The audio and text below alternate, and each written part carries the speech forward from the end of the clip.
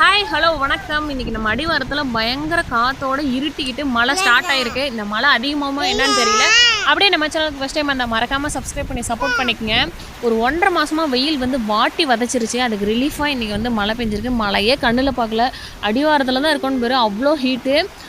தோட்டத்துக்குள்ளே தான் இருக்கிறோம். ஆனால் பயங்கர ஹீட்டாக இருந்துச்சு. ஆட்டெல்லாம் ஃபஸ்ட்டே பிடிச்சிட்டு வந்துட்டோம் மழை வர மாதிரி இருக்குன்ட்டு. மாட்டை தான் நலைய விட்டாச்சு.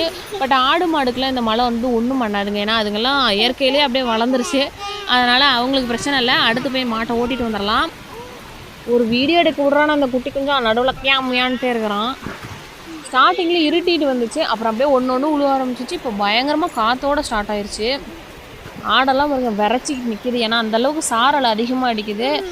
நம்ம குட்டி ஆடு கூட அப்படியே விரைச்சிக்கிட்டு தான் நிற்கிது ஒரு மாதிரி பயத்தில். இதில் என்ன நல்ல விஷயம்னா நாங்கள் வந்து தீவனம் அன்றைக்கி நேரமாக அறுத்து வச்சிட்டோம். இல்லைன்னா இந்த மலையில் போய் அறுத்துருந்தோம்னா அந்த மண் மேலே பட்டதுக்கு அதுக்கும் மாடும் ஒழுங்காட்டிக்க முடியாது, ஈரத்துலேயும் போய் அறுக்க முடியாது. நல்லா மழையே ஸ்டார்ட் ஆயிடுச்சு பயங்கரமாக பாருங்கள். நாளைக்கு ஒரு முக்கியமான ஃபங்க்ஷன் இருக்குது. காலையில் 3 மணிக்கெலாம் கிளம்பிடுவோம் பாலை கறந்துட்டு. அதோட வீடியோ நம்ம சேனலில் கண்டிப்பாக போடுறேன்.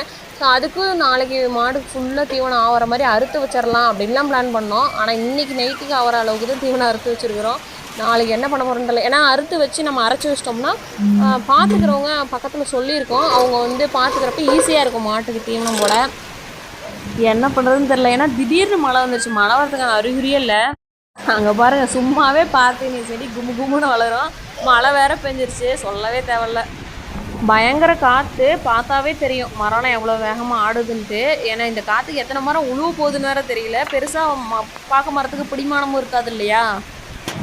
நினச்சேன் என்னடா இன்னும் இந்த காற்றுக்கு ஒரு மரம் கூட உழுவுலன்னு. பக்கத்துலேயே கொட்டாயி பக்கத்துலேயே ஒரு மரம் உழுந்துருச்சு. காற்று பயங்கரமாக அடித்தாவே மழை கம்மியாயிரும். அந்த காற்றை அப்படியே மழையை கொண்டு போயிடும். ஒரு 1.5 மாதமாக வாட்டி விதைச்சதுக்கு இன்றைக்கி இந்த மழை போகுதுன்னு நினைக்கிறேன். நாளைக்கும் கண்டினியூவாக பெஞ்சாதான் இந்த மழை நல்லாயிருக்கும். இல்லைன்னா ஹீட்டை தான் தூக்கி விடும். ஆடெல்லாம் எப்படி விரைச்சிட்டு நிற்குதுன்னு பாருங்க. ஏன்னா அந்த சாரல் அடிக்கிறதுக்கு அதுக்கும் அதெல்லாம் பயந்துட்டு நிற்குது. நல்ல மழை ஸ்டார்ட் ஆயிடுச்சு. இப்போ தான் ஃபோன் பண்ணாங்க தெரிஞ்சவங்க. நம்ம இன்னொரு தோட்டத்தில் வந்து பயங்கர காற்றாங்க அந்த ஏரியாவில். எல்லா மரத்தில் இருக்க தென்னை மட்டையும் நல்லா உளுந்துருச்சு போல். போய் பார்த்தா தான் நாளைக்கு என்ன கதின்னு தெரியும். பயங்கர காற்று மழை வந்துருச்சுங்க. அதனால் குடுன்னு இப்போ நம்ம எப்படி வீட்டுக்கு ஓடுறான்னு மட்டும் போய்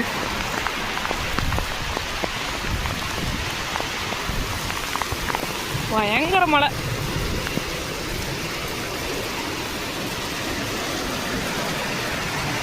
நாளைக்கு ஒரு ஃபங்க்ஷன் போகிறோம்ல, அதான் கார் ஃப்ரீயாக வாட்டர் சர்வீஸ் பண்ணிகிட்ருக்குறோம். ஒரு 1/2 மணி நேரம் நல்லா மழை பெஞ்சுதுங்க. ஒரு அரை அளவு மழைக்கு மேலே தான் பெஞ்சுது. நான் கூட ஒரு அளவு மழை பெஞ்சிருன்னு பார்த்தேன். ஓகே தான். இந்த மழை வந்ததே பெரிய விஷயந்தான். மாடெல்லாம் பிடிச்சிட்டு வந்து தாலியில் கட்டியாச்சு.